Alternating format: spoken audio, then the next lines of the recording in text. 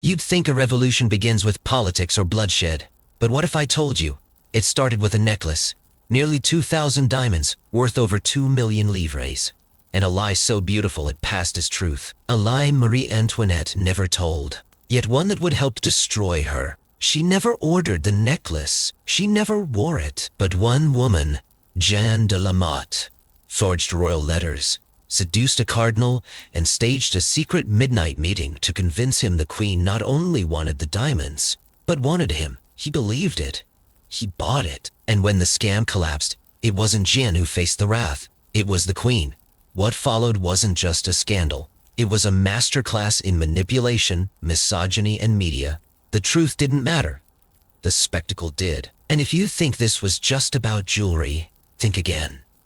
Because the affair of the diamond necklace didn't just ruin a queen's reputation, it lit the fuse to a revolution. Watch this, and you'll never see Marie Antoinette the same way again. It began not with a crown, nor a revolution, but with diamonds. Glimmering stones set in gold, a necklace forged in obsession, and destined to become the fuse to one of history's most infamous explosions. At the heart of it was a queen, young, extravagant, misunderstood, whose name would come to define the fall of a monarchy, Marie Antoinette. But before the mob stormed Versailles, before the guillotine met her neck, there was a lie so beautiful it passed as truth, a lie she never told, yet would be condemned for. In the twilight of the Bourbon dynasty, the French court danced atop a volcano. Extravagance was expected, spectacle was currency, and power was performed like theater. In this world of silk and suspicion, a jeweler's creation became a curse. The necklace in question, nearly 2,000 diamonds, totaling over 2 million livres in value, had been originally designed for a royal mistress long dead. Left unsold, it became a gleaming burden for its makers, and in desperation, they sought to tempt the new queen. But Marie Antoinette, for one, said no. What followed was not just a scam. It was a conspiracy of ambition, delusion, and revenge. And at its center was a woman who claimed to be the queen's confidante, Jeanne de la Motte. Her plot? Seduce a cardinal, forge royal letters, fake a moonlit meeting, and convince one of France's highest-ranking clergymen that the queen secretly desired the necklace. And him. It worked. The cardinal purchased the necklace on the queen's behalf. Or so he believed. But lies in Versailles don't stay hidden. When the scheme unraveled, it wasn't Jeanne who bore the shame. It was Marie Antoinette. She had never worn the diamonds, never ordered the purchase, never penned a single forged letter. Yet, in the eyes of the people, none of that mattered. Because truth in the 1780s was no match for spectacle. And the queen, already accused of decadence, found herself recast not as sovereign, but villain. A society seething with hunger and resentment saw what it wanted to see. A foreign queen with Austrian blood, glittering while Paris starved. The affair of the diamond necklace became more than scandal. It became proof. Proof that the monarchy was rotten, that the queen was out of touch, that her fall would be not only justified but necessary. The court's official trial exonerated her. The public, however, passed their own verdict. And from that moment, the road to the revolution was no longer a question of if, but when. What if it was the perfect storm of misogyny, propaganda, and social decay, wrapped in velvet and strung in diamonds? What if Marie Antoinette wasn't the seductress of France's ruin, but one of its first modern scapegoats? As we begin her story, remember, this isn't a tale of vanity. It's a tale of performance, perception, and how power, once glamorized, is always waiting to be guillotined. The necklace, dazzling and damning, had no rightful place in history. It was a mistake from the start, a monument to misplaced ambition, crafted not for a queen, but for a mistress. In the twilight years of Louis XV's reign, the jewelers Boehmer and Bassinge poured their hopes and their fortune into a piece they believed would be worn by the king's favorite, Madame de Barry. But the old king died before the deal was sealed, and with him went the only buyer extravagant enough to want such a thing. Left with an unsellable relic of royal lust, the jewelers found themselves tethered to a fortune that gleamed but could not feed them.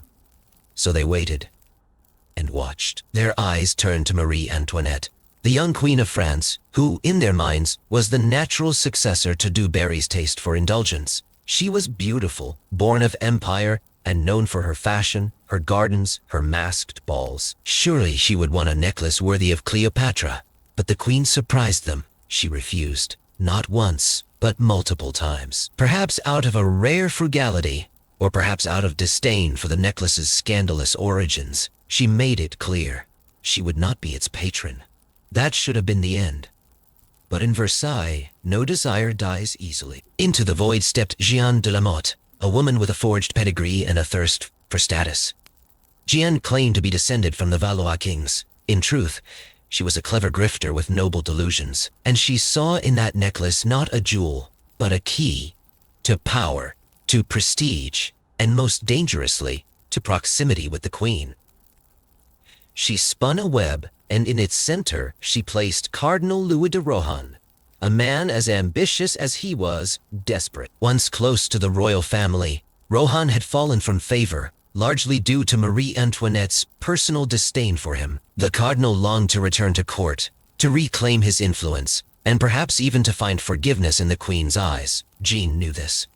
She exploited it with surgical precision. Her plan was a performance, a deception so theatrical it would make the very walls of Versailles shiver. Using forged letters, Jeanne convinced Rohan that Marie Antoinette secretly wished to reconcile with him, that she admired his loyalty, that she longed for his assistance in securing the necklace, but could not ask publicly. The cardinal, hungry for validation, swallowed every word. When he hesitated, Jeanne delivered her masterstroke. A meeting, at night, in the gardens of Versailles. She hired a prostitute who bore a vague resemblance to the queen, dressed her in white, and under moonlight and rose bushes, staged a private encounter. The woman whispered kind words and handed the cardinal a rose. He was completely convinced. Soon after, Rohan negotiated the purchase of the necklace from Boehmer and Bassange, assuring them the queen would repay the cost in installments. The jewelers agreed, thinking themselves saviors of France's prestige. The necklace changed hands, but the queen never knew. When the payments didn't come, when the cover unraveled, the shock tore through Versailles like a cannon shot. The scandal exploded not just because of the theft, but because of who was implicated. The public didn't see an aging cardinal fooled by a social climber. They saw a queen, already whispered about for her extravagance, her foreignness, her supposed frivolity, caught red-handed in deceit. The truth, it didn't matter. What mattered was the optics. The queen was guilty in the eyes of those who needed her to be. The revolution was not yet here, but its tone had been set, and all it took was a necklace, some forged love letters, and a kiss under false stars. By the time the truth surfaced, it was already too late. Marie Antoinette had never signed a letter, never seen the necklace, never even spoken to Cardinal Rohan in private. But in the court of public opinion, innocence is no match for scandal. And Versailles, already a hive of whispers and envy, found its new obsession. The cardinal was arrested in full ceremonial dress, in front of a stunned congregation, on the day of a grand church celebration. The humiliation was public and profound. And though the queen had no part in orchestrating his downfall, her fingerprints were seen on every blow. The king, Louis XVI, demanded a trial. He hoped to restore order, to show France that the monarchy would not tolerate deception, especially one carried out in the queen's name.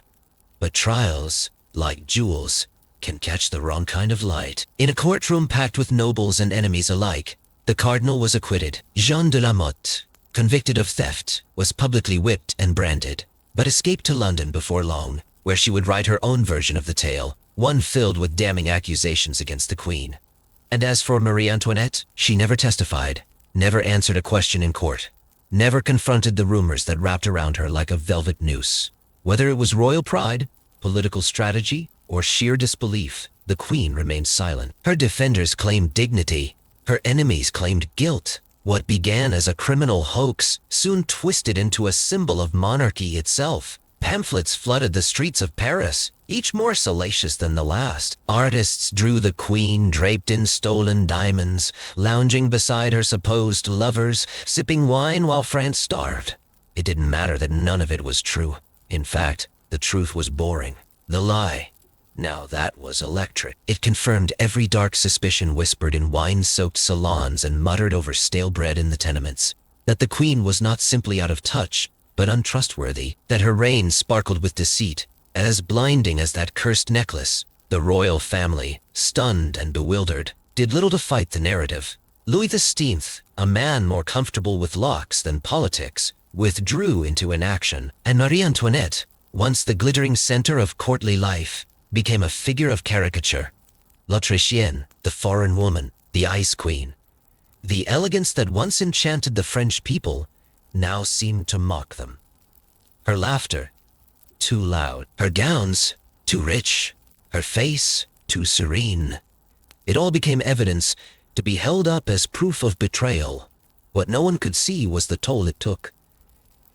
Inside the gilded halls of Versailles, Marie Antoinette grew thinner, more guarded. She stopped attending parties, refused new commissions for dresses. Her once famous hairstyles, towers of powdered fantasy, grew simpler. She stopped wearing rouge, and at night, in her private chambers, she asked fewer questions and gave fewer orders. Those closest to her later wrote that she seemed haunted, not by what she had done, but by what had been done in her name. The affair of the diamond necklace didn't end when the trial closed. It didn't even end when Gina vanished into exile. It lingered like smoke after a fire, clinging to every word the Queen spoke or didn't. And though the court carried on, and Versailles resumed its dances, the damage had been done. Trust had cracked. The crown, though still glittering, had lost its luster. And somewhere, deep within the palace, Marie Antoinette began to understand. This was not just gossip, it was prophecy. The people no longer saw her as their queen. They saw her as a symbol of excess, of arrogance, of everything that must fall for France to rise. And for the first time, perhaps, she began to fear them, not as subjects, but as executioners waiting for their turn. As the years passed and the revolution inched closer, the Queen's silence began to echo louder than any proclamation. But somewhere between the scandals and the pamphlets, between the jeers of the crowds and the tension in the palace walls, there was another story. One buried deep within ink and desire. Hidden in a locked drawer, wrapped in soft silk, were letters, dozens of them, pages pulsing with a kind of yearning that court historians would later try to redact and scholars would desperately attempt to decode. They were the correspondence between Marie Antoinette and Axel von Fersen. The Swedish nobleman, tall, blonde, and impossibly polished, had met Marie Antoinette during the glittering prime of Versailles. But unlike the fawning courtiers who sought favor, Fersen remained composed, distant, intriguing. Their friendship grew quietly. And then, like so many dangerous things, it deepened. What passed between them in salons, in carriages, in coded notes slipped past guards, was never meant for the world to see. But fragments survive. Words blacked out by Fersen himself. Phrases like, beloved, madly, forever. Love, carefully edited by the lover. Historians would debate whether the Queen and the Swede ever consummated their bond. But that was never the point. The letters revealed something far more dangerous. Emotional intimacy. A space outside the reach of kings and politics where Marie Antoinette could be simply a woman. Aching, furious, clinging to a dream not yet destroyed by duty. In a world that demanded she be a symbol, these letters were her rebellion.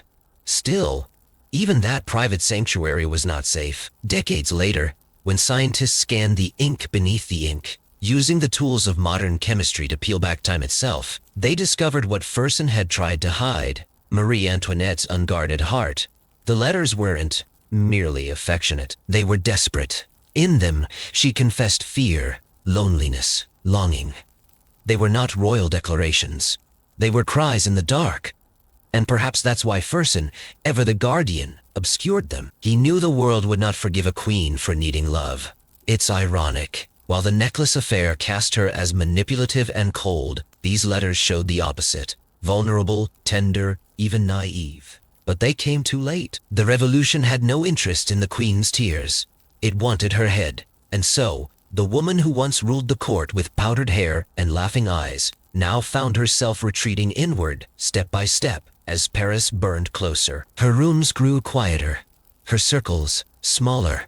The corridors of Versailles echoed with absence. Friends fled, music ceased. The mirrors, once lit by candlelight and flirtation, reflected only shadows. To the outside world, she remained aloof. But inside, the Queen was crumbling. Her love for Fersen, whether platonic or passionate, became her lifeline. When he returned to France in secret, they met only briefly. A rushed conversation, a pressed hand, perhaps a kiss. Then he was gone again, swallowed by war and duty, just as she was by fate. In the chaos of revolution, even whispers became weapons. Rumors of the affair grew. Some claimed Fersen was the father of one of her children. Others said he plotted to rescue her by sword. But the truth, as always, was quieter. Two people, pulled together by circumstance, torn apart by a world that didn't have room for softness. The letters remained, folded and hidden, as her world collapsed. And in the end, they were not evidence of betrayal, but testimony.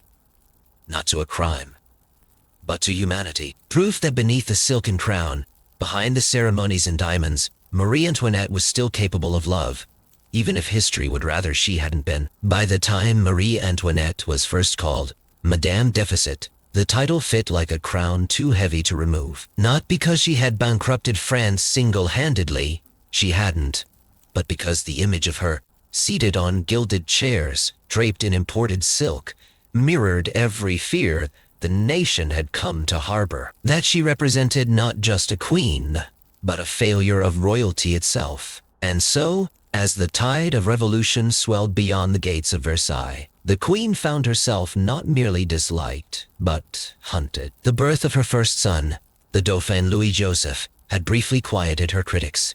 For a moment, the cries of foreign horror were replaced with murmurs of congratulations. She had done what queens were born to do, produce an heir. But even that fleeting victory soured quickly. The child was sickly, fragile, and as whispers circulated about his parentage, was he the king's? Or another man's? The child became less a symbol of legacy and more a question mark. Her ability to bear sons, to continue the line, once her only power, was now its own liability. Behind closed doors, the pressure intensified. Marie Antoinette was expected to conceive again, and soon. But time, biology, and stress were not on her side. Every missed cycle brought fresh panic. Every pregnancy was monitored with a scrutiny that bordered on surveillance. What she ate, when she rested, how she prayed. It was no longer about health, but production. And each miscarriage, each failed attempt to produce another male heir, chipped away at her carefully constructed persona. Outside the palace, France boiled, bread lines grew longer, pamphlets turned vicious, and the people, aching for someone to blame, looked once again to their queen. The image of her playing shepherdess at the Petit Trianon, once considered charming, was now branded an insult. Why was the queen pretending to be poor, while real mothers fed their children watered wine and stone soup? In response, the royal family clung tighter to routine, to spectacle, to the theater of tradition. But Versailles was no longer the center of gravity. Paris had seized that role, and in the salons of the capital, revolution brewed like strong tea. Philosophers and politicians, printers and poets, all fed a narrative too powerful to silence. That France needed not reform, but rebirth. And that Marie Antoinette, more than any minister or monarch, embodied what had to die for France to live. As the Bastille fell and heads began to roll, the palace finally acknowledged what the queen had sensed for years, that they were no longer safe. Louis XVI hesitated, as he always had, while the queen pressed for action. She wrote desperate letters to her brother, the Emperor of Austria.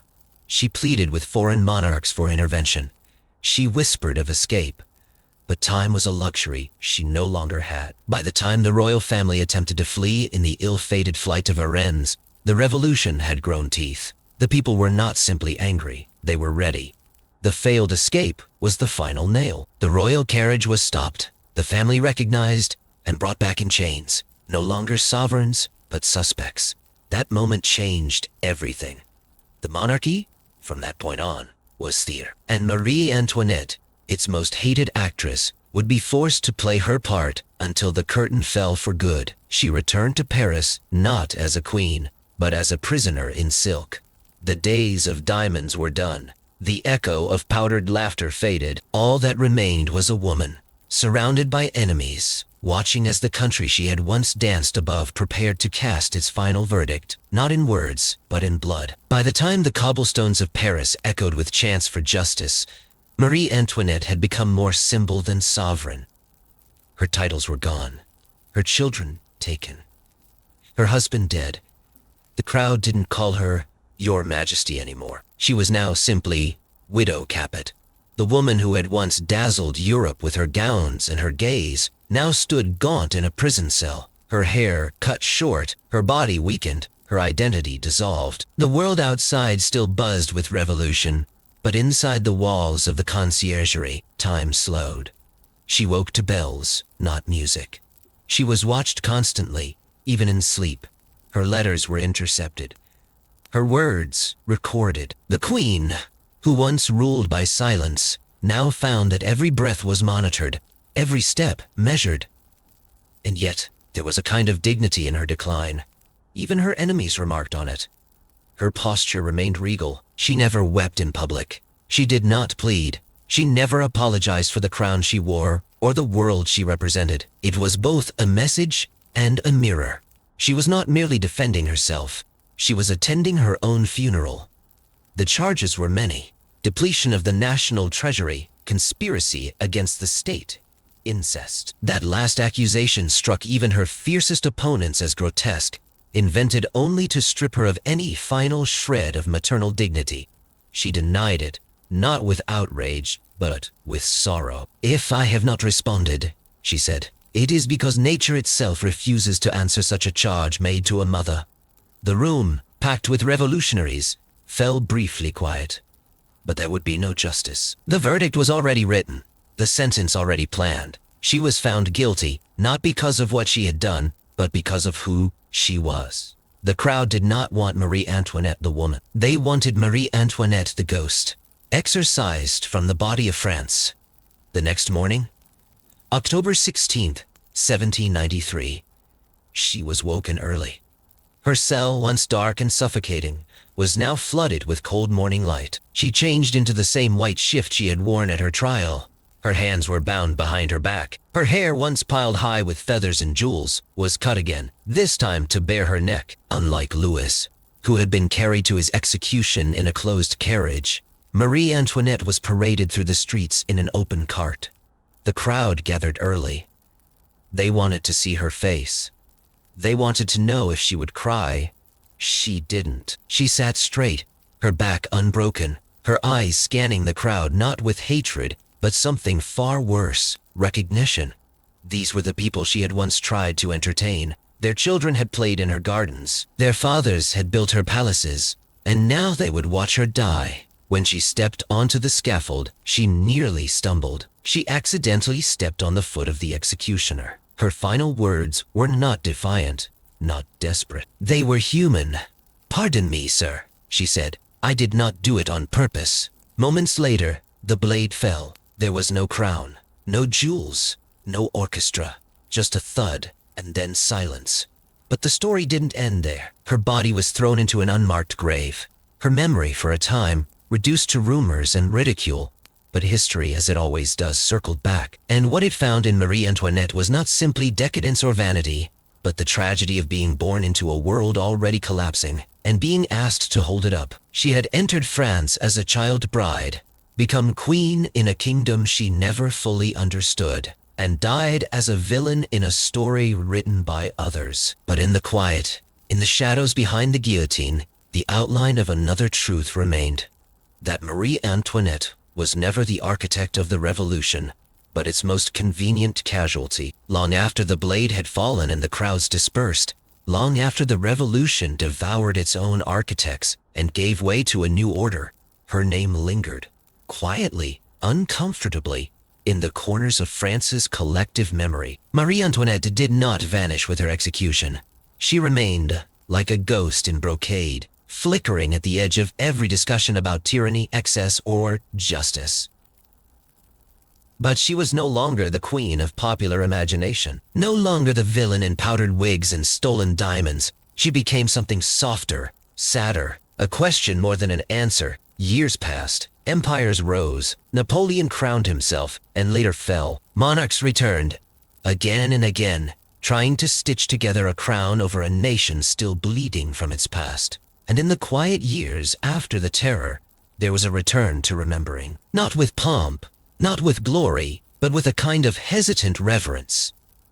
In 1815, her remains, buried in a mass grave with lime to speed decay, were exhumed and reinterred with Louis VI at the Basilica of Saint-Denis. A tomb, a marker, a name carved in stone. Finally, recognition. But not forgiveness. Marie Antoinette's legacy has always lived at the edge of contradiction.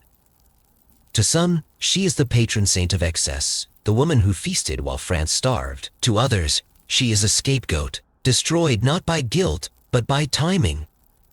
Her story, unlike that of her husband or her captors, continues to provoke emotion, because it is so tangled in questions we still ask. What does it mean to be hated for what you represent, rather than what you've done?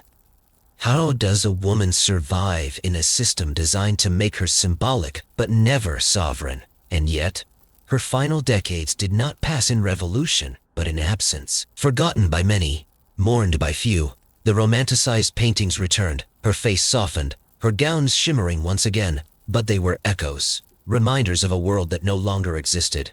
She had become a myth, not for who she was, but for what others needed her to be. What is perhaps most haunting is how much of Marie Antoinette's life was spent adapting. She was a foreigner in her own court, a girl in a marriage too soon, a mother under surveillance, a queen with no power, and finally, a prisoner stripped of dignity. Every version of herself was dictated by others, shaped by protocol, by politics, by public rage. And through it all, she adjusted. Not because she was weak, but because survival demanded it. Her quietness wasn't always detachment. Sometimes it was strategy. Sometimes it was the only freedom left. Historians still debate her role in the unraveling of the French monarchy. Was she naive, manipulated, reckless, or simply human, thrust into a role she never asked for, in a nation she never truly belonged to, at a time when the world was ready to burn what she represented? We may never know. But that's the weight of her story. It doesn't close neatly. It lingers. In the modern world, her name is invoked with irony, with curiosity, sometimes even with admiration. Fashion houses reference her gowns. Films romanticize her youth. And every few years, a new scholar revisits her letters, her trials, her last walk to the scaffold, as if searching for a final answer she never got to give. And so, the Queen remains, neither saint nor sinner, but something far rarer. A woman consumed by history, then rewritten by it. She did not start a revolution. She could not stop it, but she endured it in silence, in suffering, in spectacle, and in doing so, she became not just a cautionary tale, but a mirror of what happens when image overpowers reality, when a girl becomes a symbol, and when the world forgets that symbols bleed too. Some stories do not end with resolution, but with reflection. And when the final chapter is closed, what lingers is not the noise of judgment, but the silence of understanding. Because the truth is, history is rarely simple. It isn't made of heroes and villains. It is shaped by context, by pressure, by impossible choices made in the shadows of collapsing worlds. What we've just experienced together is not only the fall of a crown or the unraveling of a royal life, it's a meditation on what it means to be human in a system that demands performance. A reminder that behind every public figure, behind every symbol we love or condemn, there is a person.